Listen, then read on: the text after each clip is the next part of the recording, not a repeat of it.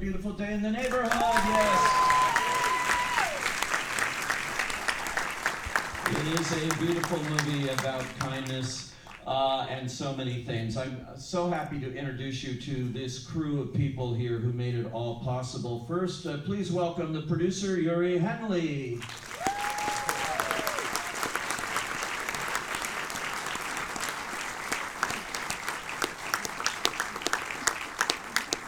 Hello, how are you? Have a seat right there.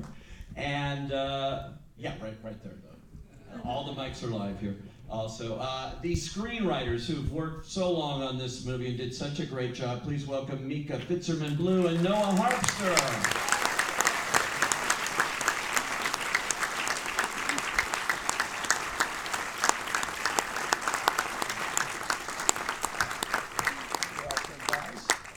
And the director, she's been on a roll between Diary of a Teenage Girl and Can You Ever Forgive Me last year, and then this year, please welcome MARIELLE HELLER.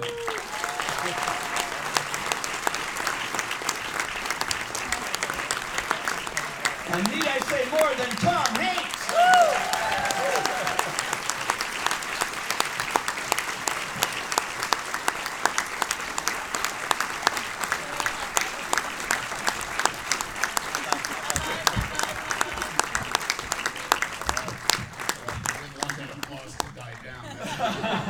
I don't think so. They seem to have really loved the movie, which is great. And well, Tom, let me start with you. This is a movie that I know has been in your world for a while. You got various versions of it, and you turned it down at first. Well, I didn't really turn it down.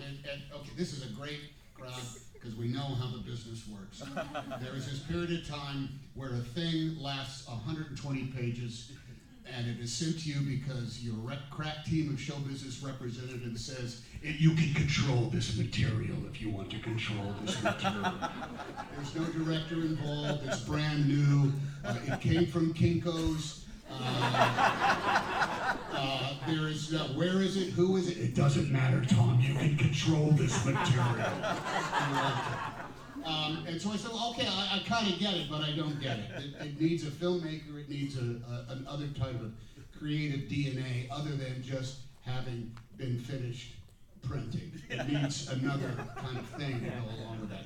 So when I read it, I said, okay, this is a great thing. Let me know if anything ever happens to it, and nothing ever happened until MARIELLE HELLER gave me a call. And that is true. You did. You came in. I remember talking to you, and you said you were on the film for a week, and they said, we have just been dying to get Tom Hanks in this movie. Is that right? Well, I'm friends with Tom's son, Colin.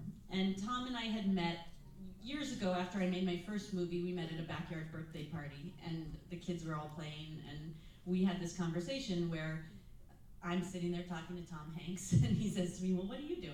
And I said, oh, I'm a director. And he said, oh, there was this article in the New York Times this weekend about women directors in Hollywood. Did you see it? And I said, oh, I'm in it.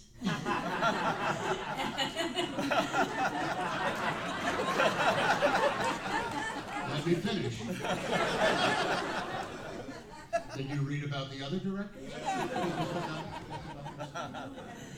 And Tom very kindly said, oh, well, what did you direct? And I said, I made a movie called The Diary of a Teenage Girl. And he said, I should watch it. And I thought, sure, Tom Hanks, sure, you're going to go watch my movie. And sure enough, because he's Tom Hanks, a week later, I got an email saying, I watched your movie, let's have a meeting. And directly from him, not from like an assistant or anything. It went to my junk mail. It was from Tom Hanks. It doesn't make any sense. And so we had a meeting and we hit it off and started talking back and forth about what projects we might want to work on together. And that lasted for a number of years while I was making Can You Ever Forgive Me? We kept in touch. And so when the producers brought me this movie and said, you know, we've always dreamed of having Tom Hanks play this part, but he's passed on it 3 times. I said, well, I sort of have a relationship with him. Let me try. They've been counting more than you, I think. That's who you ask. Yeah, it ruined many weeks at Kinko's where we were working. So we just send it off. called 3 times going. I think Andrew the next time Seraph we do says this, they would it'll be like 5 change a times. comma. Was That's there right. ever anybody else That's the attached to it? It was Every, just a every thing. Q&A, Every pass a couple more Q&A, it times. just gets another. Oh, It's okay. 14 times. You guys are embellishing. What a surprise for members of the WGA. Anyway, it was a great moment when I got to go back and say that we talked and he was actually going to do the movie, which happened. It was like I performed a miracle. Everyone was like, "How Well, did it you was a do that?" miracle. It was completely a miracle because we were like, good luck, Mari. Like, Yeah, that's great. we all And then thought Mari's like, no, I'm gonna text him. It's fine. And we're like, sure, great. And then we We had went back and forth quite a bit. There were a we lot had, of we had a emails. conversation Yeah. about sort of what I saw this movie as, that it was not a biopic, that it was really a character study about these 2 men, and that if we did it right, it had the power to be something really moving and could really mean something. And so I think he really gave it a look with all of that in mind. Well, And with the director involved, the filmmaker makes a film, and with the filmmaker involved, it ends up, I read it again very, very quickly, and I said, oh, now this is unlike any movie I've read in a long, long time. It's about men and their feelings. It is not a biopic. It's not even, it doesn't even try to capture in concrete, protagonist, antagonist details about who Mr. Rogers was or how Fred did what he did.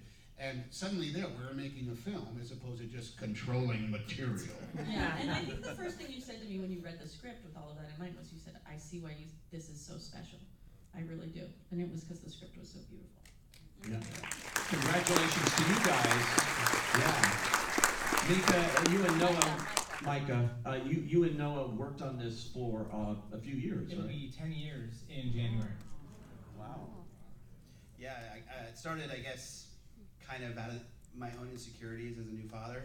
I had a very stubborn 2-year-old and a newborn, and in a moment of extreme frustration, I put Mr. Rogers' episode on the television because I didn't know what else to do. And he was talking about calisthenics. And my 2-year-old turned to the screen and started doing windmills. And I was like, Micah, we discovered a warlock who speaks toddler. We must write about him. And I think...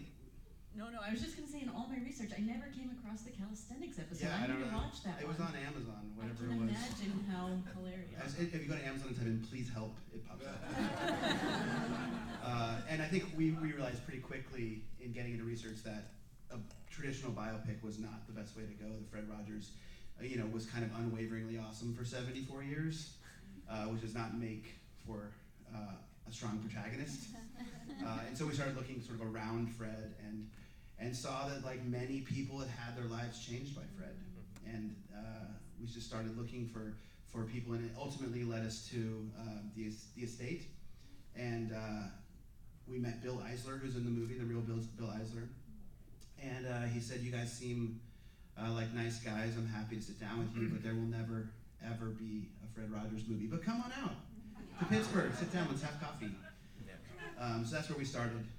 And then years later, Marty. And YOUREE, you got the approval and obviously the cooperation of them because you got to shoot in the actual television studio in Pittsburgh. You got use of, Joanne Rogers opened up the closet and welcomed you guys in a big way. Yeah, we ended up, through many years of Bill saying no, eventually he kind of said maybe, and we came out and we just kept working with them, and then eventually that turned into a yes, and I think it was 5 years before we met Joanne, right?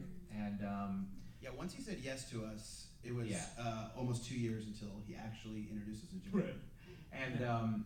and we did. We ended up shooting in WQED Studios where Fred shot all of his episodes, and it was really magical. It was amazing to be able to have the privilege to shoot in there where we would constantly have people that had worked on the show come by, and they would look at the work that Jade Healy had done and all of our production designer and looked at the miniatures and all of that, and it was really it was amazing how heartfelt it was that these people would come out and they would bring cookies for the crew, and they would have a story or an anecdote about what Fred was like, and it was very special, the experience. And we knew we had to make this film in partnership with them. So actually, in the scene in the Chinese restaurant, when the camera pans around, that's Joanne Rogers. That's the real Bill Eisler.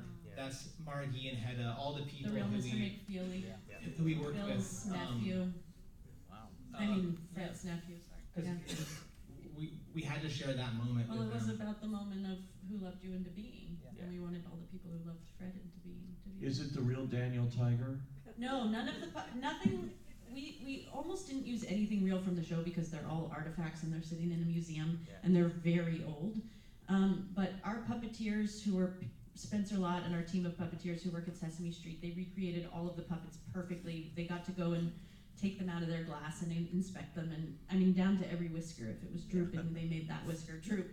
And so many of the people who worked on the neighborhood would come in and go, "You're using our puppets?" And you would be like, "No, we're not. I'm so glad you said that." Tom was so amazing watching. I saw the picture again a couple of weeks ago, and I was really watching. The way you worked with those puppets was extraordinary. They gave me a rehearsal Daniel Striped Tiger that I had I took home and I worked with it in the hotel, and it was not striped. That's the only difference. It was just brown mock-up tiger.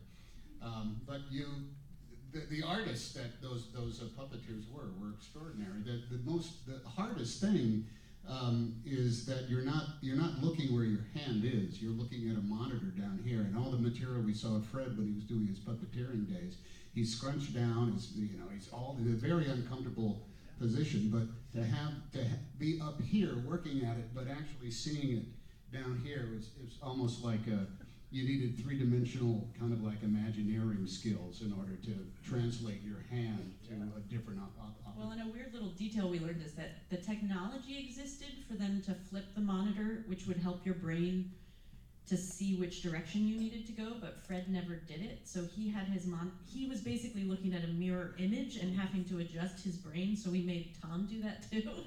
We made basically Tom do everything that you shouldn't make a giant movie star do in a movie, like sing live. That's horrible. Scared the children. Frightened the children. Do everything in one long take like Fred did. Like, we didn't take any shorts. Everything that we did the way that Fred did it. And he had thousands of tries with all of these things. And so it meant we were having, and things like puppeteering, Daniel Tiger, and singing, and looking at a monitor, and doing a scene at the same time. We had him do all of those things live. Yeah. And, I mean, most people, I think, wouldn't have been so game for The it. first day that I was in Pittsburgh, they had started. We were on the weekend, and we were in a pretty famous recording studio, I guess. Bob Dylan was, Willie Nelson was coming in after we were done. That's how hip the place was. In a big old church. In a big old church that had yet to smell of marijuana because Willie was working the next day. But there we were, and I'm honestly 4 or 5 hours of recording a song that Mari kept saying, it's so close to being right. It's like, all right, let's try it again. Sometimes people are good, and they do just what they should. It was there's some things that actors can do and not feel self-conscious for a moment about it. Singing in a booth on a recording tape is one of the most self-conscious things a human being can do. And we were recording it, and I was going, I'm pretty sure I'm going to make you sing live, even though I'm recording this. This is just a rehearsal. I said, are you trying to break me? You're trying to break me. You're trying to break me down. I heard about a scene where you might have been not trying to break him, but 26 takes where you walking in right at the beginning of the movie.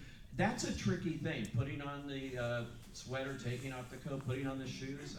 Was that really tough to get down to the way your director demanded? Well, it was good. It was good because turned into a tyrant. we found out that even Fred had great difficulty doing it perfectly. Yeah. So there were outtakes of Fred doing it.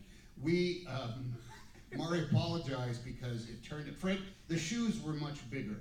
They were bigger than Fred's feet, so we could get the loafers off very easy and the deck shoes on very easy. But we did not know that he had the deck shoes pre-tied halfway. I realized it the day after we filmed this. So if you look at take 27, Tom's doing the first over-under was already done, and then he just had to do the bunny ears, but Tom had to do all of it. go ahead. What I love so much about that opening is in how you guys executed it was there isn't ever that perfect take. There's never that version that feels like it was computer generated, and it really speaks to kind of the handmade feel that I think we're all going for. That it felt human, that it slows you down, that it introduces you to this different rhythm, which was always kind of our hope. Which was key. I mean, when we went back and really analyzed that opening song, my brother who did the music, and we were trying to figure out which version of the opening song, you realize they never did the song the same way twice on the show. The song always had variations, and Johnny Costa played it live, and there were always little variations, and always kind of moments where Fred and the pianist were sort of playing off of each other, and we wanted it to have that feeling. We wanted it to feel like a live performance that was being captured, even if it did have little hiccups or whatever it was. And I really remember that moment when we filmed that scene, because I felt like it was the moment where we all knew the movie was going to work, which I think it was a scary thing to make this movie about Mr. Rogers. But we came into the studio that day. We were filming in QED, in the studio where Fred filmed. And it was Tom's third day on set, I think. But it was also the day we were revealing our set. We had spent months recreating, like, meticulously every detail.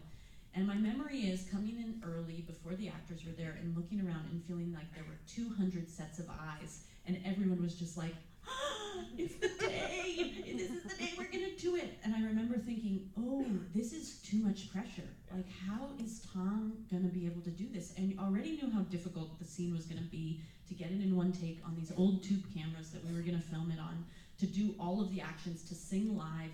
He's gonna have it was just a lot of logistics. And then I thought about how Fred always said he always performed the show as if he was talking to one child on the other side of the TV, and that he viewed the space between the TV and the audience as something sacred. And I had this moment where, and we were really tight, everyone working on the movie, we really loved each other. We had a very sweet set. And I just remember thinking, oh, everyone's gonna be so mad at me, but I have to kick everyone out. And I kicked everyone out. It was like, nobody can be in this room who doesn't have to be in this room.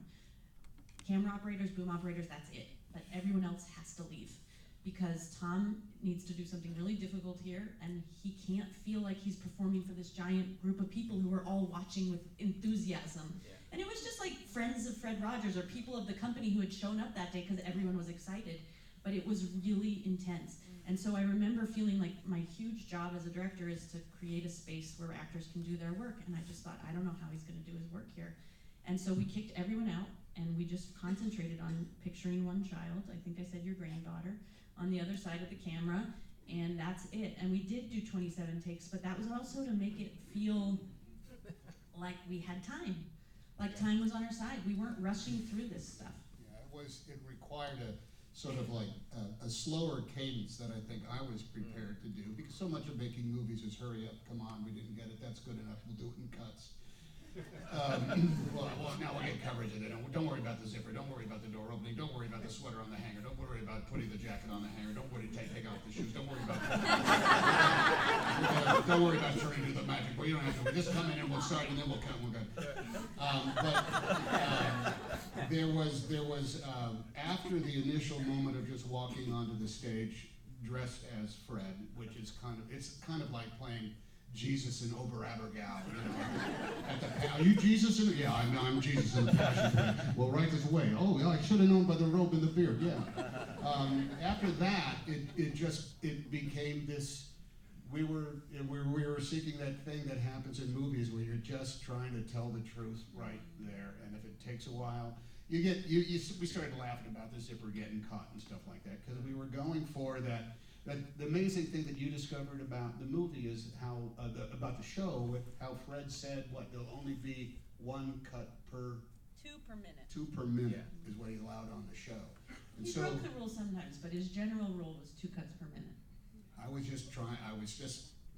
wanted to get to the point where I could stop worrying about shoes and shoelaces and just sit there and start talking. Well, because it is the thing about making movies where you have all this artifice, you have all these lights, you have all these people, and you're trying to get something inherently very human and truthful. It's all these things that are designed to make something artificial, and you need something to be really truthful. It's the really tricky thing of making movies, and when that magic does happen, you know it and you feel it, and I think we all felt it when we did that scene.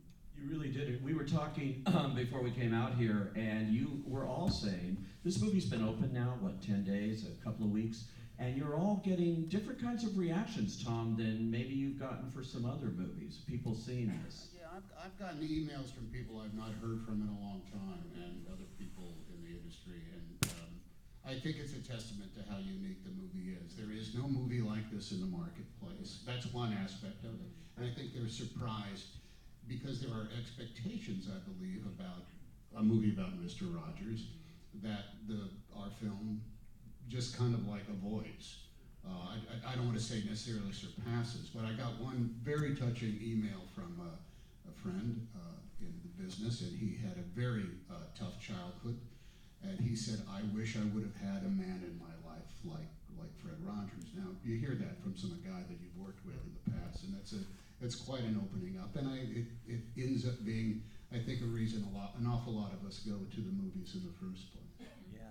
The most touching ones for me is I've now heard 2 different stories of people who were estranged from someone in their life, either their kid or their father, who said, I came out of your movie and called my dad. And it's like, that, I mean, you can't ask for anything more. So let's go around and ask the pair. How has your life changed now? George, who are you going to get in touch with? That was my segue. That was perfect, Tom. Yes, to go to the audience and Just find start out. passing the microphone around. Yeah. And just stand up, say one name of the person that you're going to get back in touch with. But we want to hear from you and what you liked and thought about the film, and if you have any questions. So if you do, raise your hand. And here's one right here. And we do have a microphone, so he's going to run around and give it to you here. Run. All right. We could use Johnny Costa playing like The music was so simple, and I'm sure it wasn't, but I'd like to hear more about the music. I mean, so Fred Rogers, a huge part of his life was the music. He was a musician, he was a composer, he wrote most of the songs for the show. He thought about the songs in great detail. He played the piano, and his wife was a professional pianist. So music was a huge part of their life and a huge part of who he was as a person and how he acted out what he was when he was working on storylines or anything like that. So the inspiration for the music was always Fred's music. Pretty much all of the score pieces, even if it's very subtle, have a line from one of Fred's songs running through it, playing with it. The idea was to kind of take this 4-combo jazz musicians that they had for the show, Johnny Costa, they usually had 4 musicians playing, take that and expand upon it. And it was also about bridging the worlds between Fred's world and Lloyd's world. So how do we create music that can take us to both, that doesn't feel like it's living just in childhood land, but can grow up, but not letting it feel like we're in 2 different movies. That was always the trick. How do we have these 2 different men with their 2 different lives and have it feel cohesive and like it's of one world? And the weird thing about this movie too, like I was kind of alluding to, is it was a bit of a musical. There was a lot of music that had to be pre-recorded and made ahead of time. I mean, the dream sequence when everyone starts singing, Susan Kelechi Watson and Matthew and everybody sings and Tom comes out and sings, we had to pre-record all of that. Even Jerry singing at the wedding. I mean, there was a lot of singing. And you don't realize how much that means you have to start so early and get everything ready in order for that to happen. But my brother is my composer. He's done all 3 of my movies, and each movie has had a very different style. So this movie was asking to be something. I think each movie kind of asks to be something in all ways, musically, edit style-wise, cinematography-wise. You have to listen to that story. What is this story asking to be? And I think it was a huge amount of pressure because Fred was such a talented musician, and we wanted to get the music really right. But I feel like he just did such a beautiful job taking those themes and expanding upon it. I think also, sorry, one other thing to add is that was such a luxury also to have Nate, your relationship with him. Usually you have a composer that comes on in post, and in this case we had somebody that we had very early on, and the entire time when we had this music to be able to work with. And then do you want to share, I always feel like I want to talk about the Uptown String Quartet. Oh yeah, do. Okay, so the Uptown String Quartet, who's in the movie, right, they were the actually... 4 women, the 4... Yeah. Right, they're amazing. So they were on the show, and we had another scene. They were kind of late breaking, right? The original article We haven't talked about this. No, we in the past. haven't. Okay, so the original article, Tom Juno's article, he did go to meet Fred in New York City, but they met in Penn Station, and there was this Maya Lin episode where she was showing them her clock she made in Penn Station. So that was the way we were going to do it, and we scouted Penn Station and went to the Maya Lin clock, and it was covered with 20 years of pigeon shit. And Penn Station has been totally renovated and is like all of these modern shops around, and we were all looking at each other going, how are we going to film this? Like, this isn't what the show was in 1998. And we all had this moment of like, oh no, what do we do? And we needed to find another episode from this era that brought Fred to New York that could be a reason why Tom meets him in New York. And we found this episode of Uptown String Quartet where these 4 women were really on the show in 1998. I think we went to Emily at the archives and we said, what other episodes where Fred traveled to New York happened? Bill Eisler gave us this one. Bill gave us this one, and we realized, just knowing how much music meant to Fred, this was such a great version of what this scene could be.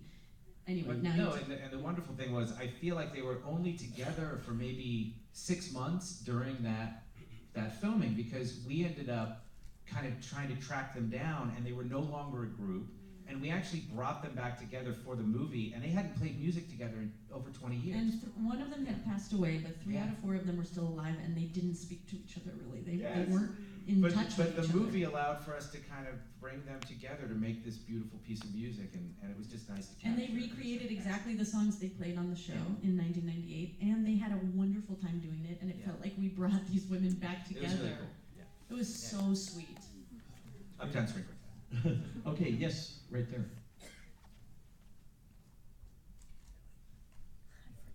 Thank you for this film. It's quite an accomplishment, and I think it's an important film. I'm an editor, and I've noticed how you edited the movie. The pacing was so Fred Rogers, and I just wanted to hear what particularly that 1 minute meditation you guys did, and then you broke the fourth wall where where Fred stares right into the camera and has us doing the same thing. I thought I was going to break down in tears, and I thought this was what movie making for me is all about. So I really thank you. I'd like to Such a nice way to put that. Thank you. The minute of silence, I love talking to an audience who's just seen the movie, because I hate talking about it in press, because I feel like it's such an intimate thing and such a special thing, and it's especially moving to see it in a theater full of strangers in the dark, I think. But we always knew, Fred, he asked his audience to be active participants in his show. He would ask kids a question, and he would wait for a response. And we knew that this was going to be the moment where we asked the audience to be active participants in the film. And this was always a movie that was envisioned as an episode of Mr. Rogers for adults. I didn't really realize how hesitant everyone else was about. I was so clear what this scene was going to be, and I was very clear that Tom was going to look down the barrel of the lens and ask us, and there was going to be no flinching. This was not a scene we were going to flinch in. This was the scene I felt the clearest about from the moment we began prep on this movie till the end. That and the last shot of him banging the keys. These were very clear to me. Which I would say are 2 scenes we defended for like 6 years until you came on. And when she got here, we're like, thank God. Yeah. And I think I kind of took this scene one step further, because you guys had it that he maybe glanced into the camera, and I was like, he's gonna stare. And everyone was kind of. I didn't realize till we were doing press how. Until now we're talking about this movie so much, and Tom was like, I didn't think you were going to get away with that. I didn't. I think we even had early meetings in Pittsburgh in which I was like, so you think you're going to try that, huh? Really? You're going to try that? Very good. All right. You're the boss. You were diplomatic about it, though. I am more than happy to break the fourth wall. I am more than happy to do all those things they tell actors to never do.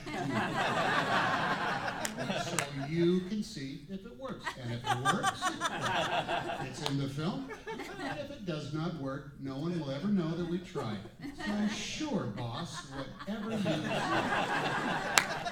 But I think you cannot take away from where Matthew went on his side of that scene. It's another one of those magic things of cinema. We as the audience are affected, but I think it is embellished and put in stone and is a big guide for wherever Matt went on the course of his minute on that. And it on was the a cover. very naked thing to ask of both of you. I mean, I recognize because I'm an actor that I was asking you both in that moment to sit in something incredibly uncomfortable, and there was no release. It was like, we're just gonna sit in this, and we filmed it for much more than a minute on each side, and we were only one camera, so we were doing it over and over again. And it was just, and then in the edit, as you said, it's more than a full minute actually, just a little bit more than a full minute. Well, it's also, it's part of the way in which Fred is situated a bit as the antagonist in the movie. Yeah. You know, as a person, we learned that Fred Rogers was He challenged people. yeah, he's emotionally demanding. He was compulsively intimate, and we wanted to preserve that and to have Fred work with you on what was happening in your life, because that was a story we heard from so many people. He was not non-confrontational. Yeah. He was confrontational with his intimacy and asked for people to meet him. I think he was actually aggressive in his intimacy. I think it is. I mean, because that, and it is reflected in the movie, I think, in an awful lot of the quiet moments, which again, when I was doing Bosom Buddies, they said, you must commit to the material, have fun with material, louder, faster, louder, faster. That's the only thing I heard for the first 35 years of my career. Can you do it faster? Can you please be funnier? Can you make that face and be funny? And here, or charming, we'll take either one. Just do it! And here was, I think, from the get-go, that required this not an artificial pause to it, but a filled pause, of pauses that are filled with all sorts of meaning and a pregnancy with what is going to come next. Matthew and I have compared notes. We did it when we were doing, and after our 2-on-2 scenes, those mano-a-mano scenes, we were exhausted by just the nature of that clench that required and that aggressive intimacy that you guys wrote and you demanded of us.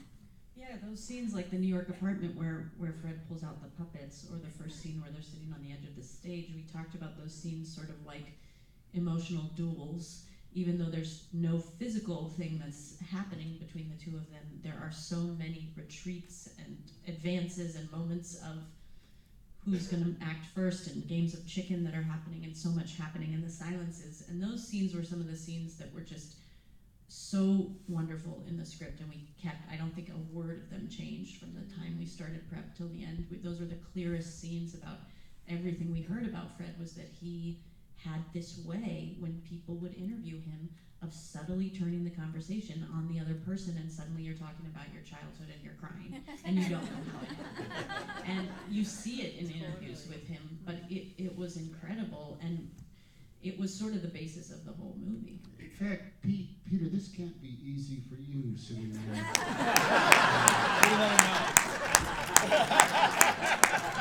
I'm just like them. I'm just listening. I think it's great.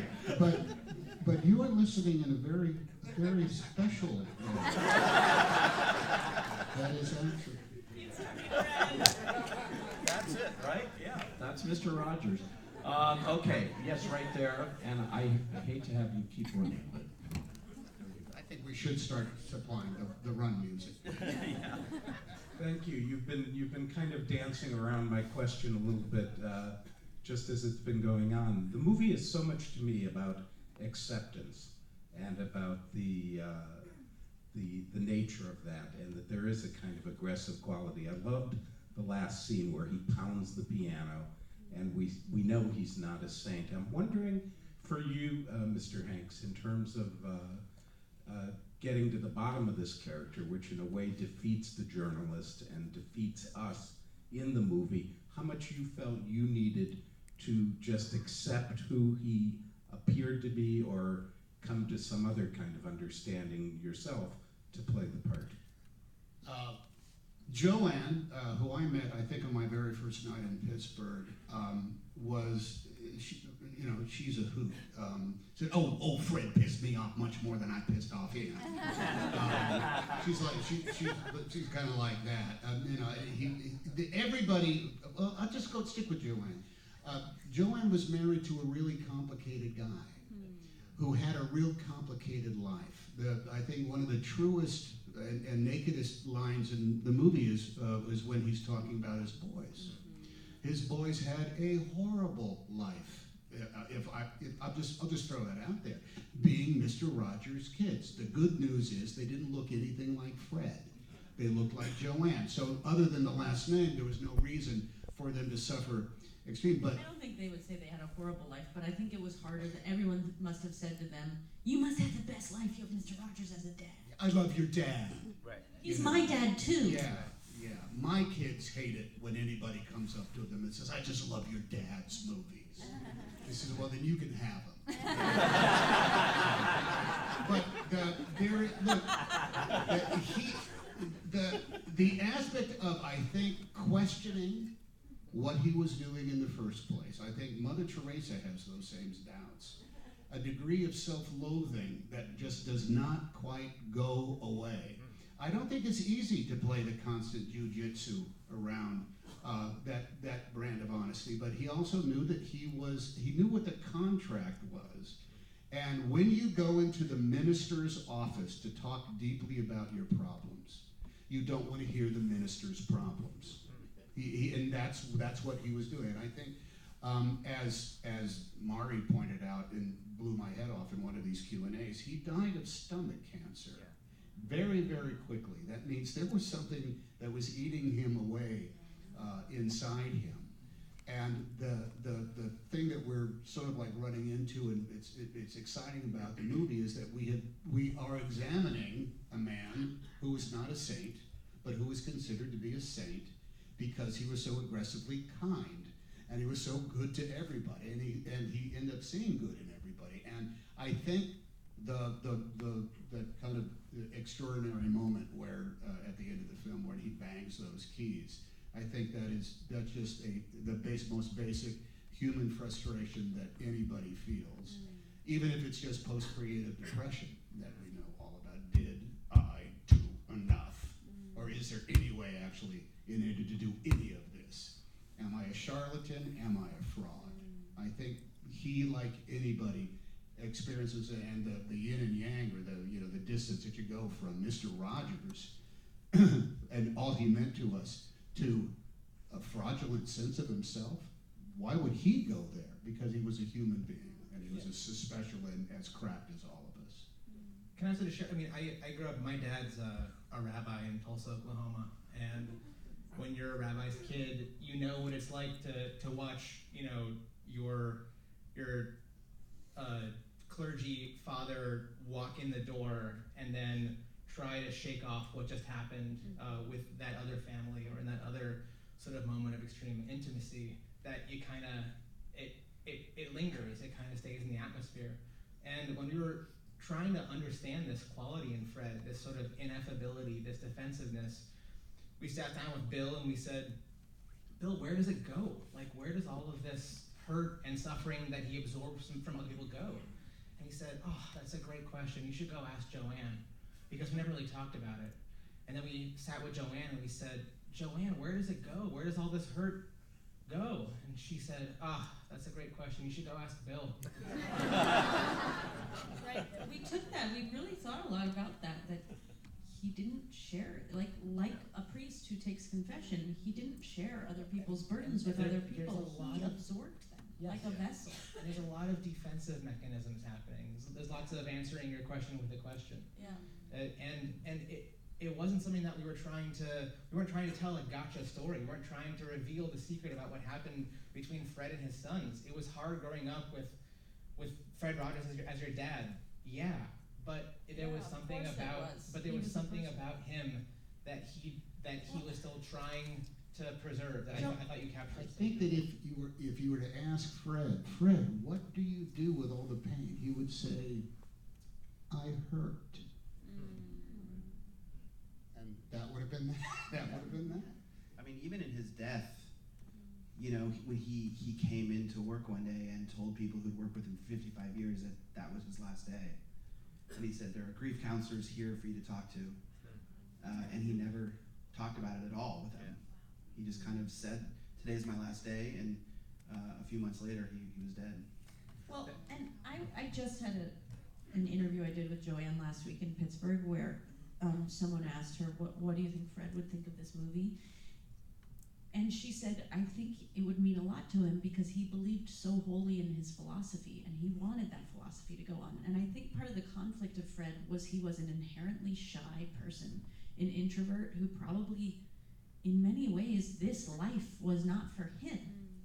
And yet he felt a calling and he believed in what he was putting into the world. But he was in conflict with himself, I think, over that, because he was not like all of us up here, a bunch of hams. Like he was not, you know, he was not aiming, I don't think that was in his natural personality. Every story about his childhood and everything, he was such an introvert, but he was pushing past that pain in order to follow what he believed in so deeply. A little anecdote, when we shot that scene of the pounding, Joanne was there, Bill Eisler was there, Fred's sons were there. And I remember distinctly, I kept thinking, it took so long to make this movie, and I kept thinking, there was in my mind, when I'm finally making the movie, I think we talked about this, I thought there would be this emotional break where it was like, we're finally making the movie. And we started shooting, and it was just like, okay, well, we're shooting. And then Tom showed up, and I was like, oh, I'm gonna feel it now. And then we kept going. And I only at that point, which was probably about 2 weeks in, when we started shooting, I was sitting next to Joanne, I'm sitting next to Bill Eisler, Fred's sons are there, we're all watching the monitor, Joanne's watching Tom on the monitor, and she's talking to herself, and she goes, I can see Fred there, I can see Fred there, and I looked around, and at that point then I just had to excuse myself, because I just completely, the dam broke, and I just welled up, and it was the moment when it was like, oh, we're really doing this in the studio where it all happened, and it was just a really exciting moment that was also, I think, captured beautifully. So, Fantastic. Okay, we have time for one more, but I got to take it from this side because we haven't been over there. oh my God. Yeah. That's the running music. Right there. He's got his hand up. Oh my God, what's it gonna be? Keep going, keep going, keep going, keep going. Right there, right got there. used to it. Yeah. Yes. Wah, wah, wah, wah. That was fantastic. I think it's really rare that I've ever seen a movie that wasn't animated or about superheroes that made me feel like a little kid. There's a lot of amazing messages, come as you are, like radical acceptance, being hurt or not feeling good or happy doesn't mean you're broken. But I think my question is for Tom, and you've played so many characters over the year, and you dive into them and you embody them, and you were embodying one that touched so many people, whether they're adults or children, and I'm just wondering how you feel about that and how you feel this will affect people, your performance, and the movie itself. I hope to create pandemonium.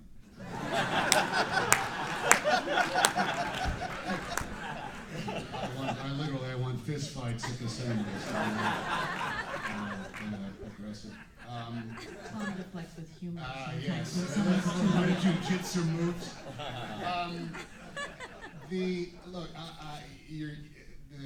I am one of the most blessed human beings on the planet Earth because what I do for a living, I would do anyway.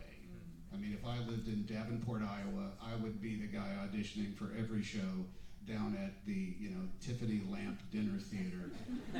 And this year I'd be doing the four-poster, and next year I'd be performing as Yopakin in A Cherry Orchard.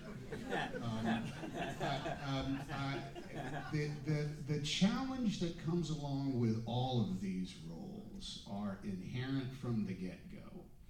And the process of preparing for them begins the minute you share an intimacy with whoever is going to be the boss and say, I'm okay, I'm ready to go. And from that moment, you try to do something that is so confoundingly easy on one hand, but is the whole sense of art on the other. Spencer Tracy said the greatest thing about how to act in movies: hit the mark, tell the truth. It's easy to learn how to hit a mark. You can do it with a sandbag. You get a sense after a while between the key lighting where everything is. I got it, it's the edge of the table. Okay, fine, I don't need a mark. You can learn how to do that. It's the telling the truth thing that requires, first off, the grand alliance of compatriots who have written it on paper, and if it's not on the page, it ain't on the stage. The director who guides you either with a cattle prod or a feather in order to get you there. And it is that myriad of people who make these choices later on after the fact that the only thing they have in common is that it's you, and there's a DNA of everything you're trying to do in each one of these takes. The end result, I think, when it all comes together and works, is that for me, when I'm at the cinema, what I want to see is myself up there in the body of whoever is up there, be it, you know, Jennifer Lopez or Jackie Chan. I want to see me up there, in there, and even in a lot of the great movies that Jennifer and Jackie have done, that has happened. My whole, I guess, I don't have a credo, I don't have a philosophy. It really just comes down around to where I could sit with the director and say, I think I know what you're going for, and I think I can get there. So let's go.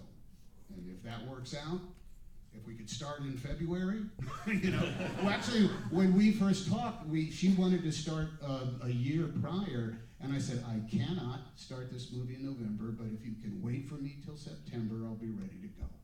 And she made some calls and called back and said, okay, so we did it. So I started working on it right then, trusting that I could hit the marks, and with the right guidance, we'd be able to tell the truth. And because you're one of the rare people in Hollywood, when we started filming this movie, one of the first things you said to me was, thanks for waiting for me. Which just was so touching. And I said, excuse me, easy now. Easy. This is like one of the first things. You know, you're at the production office and it's all exciting, and all that rental equipment is around, and there's free catering, and there's good food. It's all there. The cars are out there, transposed right there. What do you need? Anything you need, let me know. And then prop guys are coming. Anytime you want to talk about sweaters, I'm right here with you. Here's some shoes lined up. And I met with her, and I said, so is there going to be, you know, he had very unique teeth. We going to do teeth? He had a kind of specific nose. We going to do nose? I weigh like 191 pounds, so you can kiss that 143 thing goodbye. So how are we going to do that? And the boss said, you'll get a wig, and we'll figure out something with the eyebrows, and the rest is up to you. All right, there's that ironclad compatriot right there that knew exactly what she was going for and gave me the task of doing whatever I needed to do. It could not have been a better alliance of people, and I cannot discount enough all of the cast, but particularly Chris Cooper and Matthew in this. It is a three-hander. It's not an eight-hander. Well, you know, it's amazing. After I saw it at its premiere at the Toronto Film Festival, it was the easiest movie I had to write about, and I did 6 words, and I'll repeat them here. The movie we need right now. Thank you so much.